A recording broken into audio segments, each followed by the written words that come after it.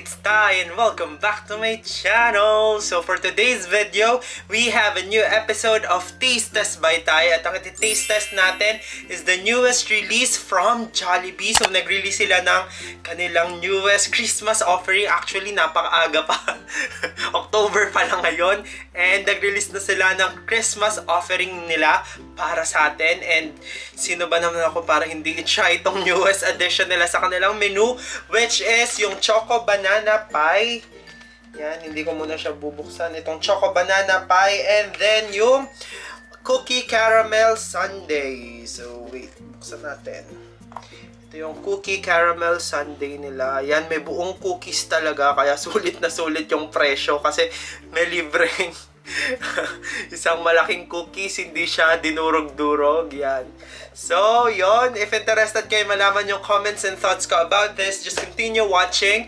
And before we start, please don't forget to subscribe to my YouTube channel and click the notification bell button para notified kayo whenever I upload a new video. And comment your video suggestions. If meron kayong gusto makita sa channel ko, just comment it sa comment box below. And if accessible sa akin yan, talaga nga namang iti-taste test natin yan. And also, follow me on my other social media accounts. If a-flash ka na lang sa screen yung handles ko. Mas madalas ako mag-upload sa TikTok, kaya i-follow nyo ako sa TikTok. And mas nagpo-focus ako sa TikTok ngayon, kaya medyo madalang ako dito sa YouTube. Kaya i-follow nyo ako sa TikTok kung gusto nyo araw-araw nyo ako nakikita sa social media or sa phone nyo. Kasi everyday ako nag-upload sa TikTok, kaya please do follow me on my TikTok. But without any further ado, umpisa na natin ang Taste Test. Bago natin umpisa ng taste test, sa pricing muna tayo. For the Choco Banana Pie, this is 47 pesos. While for the Cookie Caramel Sundae, this is 59 pesos. So, sobrang sulit. And it's price lalo na to kasi may kasamang isang malaking Chips Ahoy. Pero may bago akong naisip. So, ang gagawin kong content ngayon is dalawa. So, isang pang TikTok at isang pang YouTube. Yung pang TikTok ko is ASMR. And then, yung pang, yung pang YouTube ko is taste test. Kung ano yung comment ko dito. So, ganun yung gagawin natin every time na may taste test ako. Laging ASMR sa TikTok. And then, dito sa YouTube, yung taste test para na ma-maximize natin kung ano yung tinitaste test natin. So, ASMR muna tayo.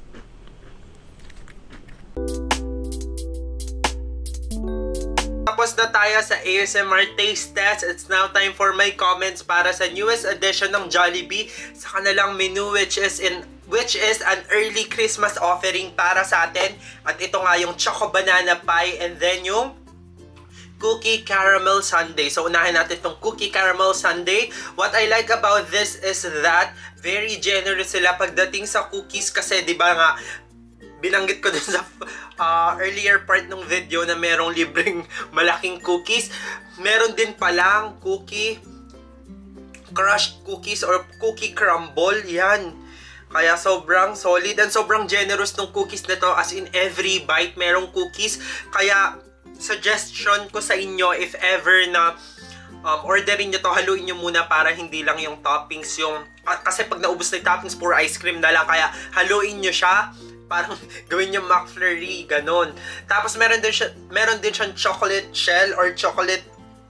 Basta yung matitigas na chocolate, meron din siya. And yung downside niya sa akin is the caramel.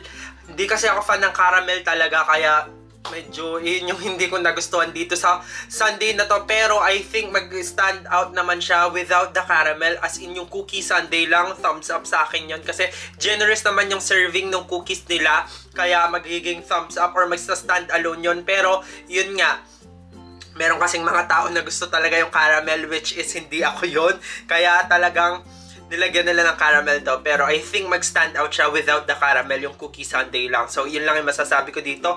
While dito sa Choco Banana Pie, ito sobrang panalo nito since I'm a fan of banana. Hindi ako fan ng banana na yung as in fruit lang siya, yung boring na banana. Gusto ko, ayan, ginagamit sa pagkain like this, tong Choco Banana Pie. Sobrang solid na miss ko tuloy yung Banoffee Pie ng Banapple. Parang ganun yung feels niya. Yung chocolate niya, if you know yung Choco Malo Pie, yung chocolate na ginamit doon is same as this. But, yung naiba lang is yung banana. Sobrang nag-complement yung chocolate and banana, and it is a winner. Sobrang winner na tong Choco Banana Pie. For me, these two are a must try. Kaya pumunta na kayo sa nearest Jollibee and let me know your thoughts by commenting sa comment box below. If same tayo nang na-feel dito sa dalawang to, kasi sobrang solid nila and a must try. Kaya i-try nyo na yan. At yun lang yung masasabi ko sa newest edition ng Jollibee sa kanilang menu, which is yung Cookie Caramel Sundae and Choco Banana Pie.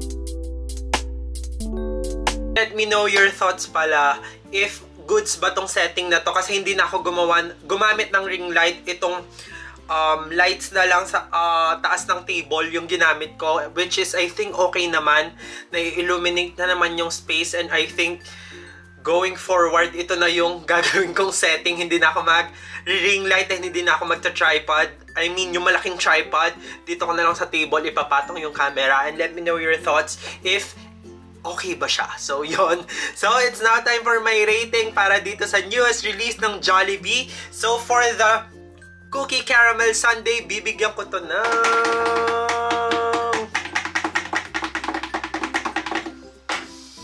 8 out of 10. Sobrang good siya without the caramel. Pero 8 out of 10 pa rin siya since good yung cookies and very generous yung cookies. And for the Choco Banana Pie, which is the winner of this episode, bibigyan ko to ng 9